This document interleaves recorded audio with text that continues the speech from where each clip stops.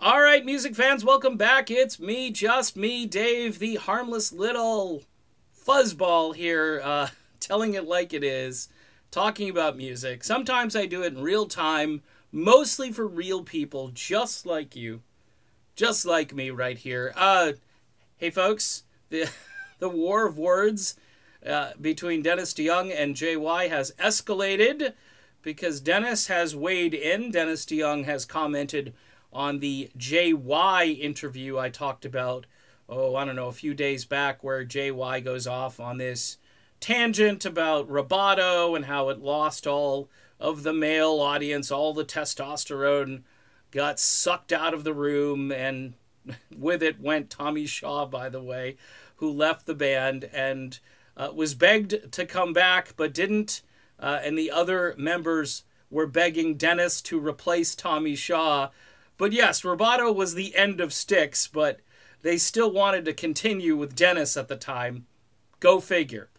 And let's get to the crux of this, okay? I'm not going to mince words here. JY thinks, or has tried to redefine Dennis DeYoung as a wuss, okay? He's a wuss. He sings these schmaltzy ballads that make the band millions of dollars. JY all along just wanted to be in a super hard rock band and play progressive rock and bring no songs to the table, as he did for Styx 2, which we find out during the Dennis comeback, which is quite biting. Although Dennis doesn't denigrate any of the songs that JY did bring to the table over the years. A couple of interviews back, in fact, he thought when the two got together and kind of pooled their insights and resources and ideas, that sometimes they'd come up with some great stuff back in the old days. But Dennis has been redefined by this group, or they continuously try to redefine him, to put him in a box, to make him out to be this bad guy. Like I said, there are 4 or 5 different narratives now. You really can't keep track of any of them. Now it's Roboto ruined the band and lost the male audience.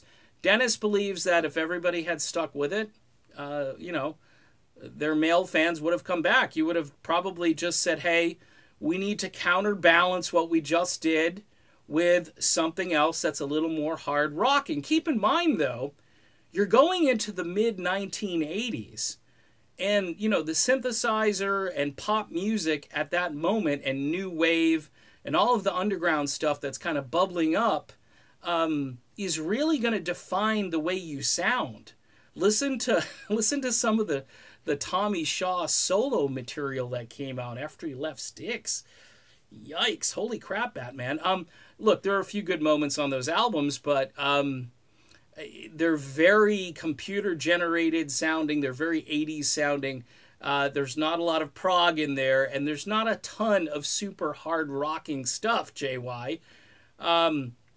So Dennis basically shot back with this little Facebook post he did and said, hey, I'm not going to go into the gutter, but stop denigrating me. Stop, dragging my name through the mud and trying to redefine me as something that I'm not. I think Dennis is over the fact that he can't get this band to see that he needs to be in it and he belongs in it. He keeps kind of leaving things in a positive way. He actually sort of gave a positive salutation to both JY and his wife.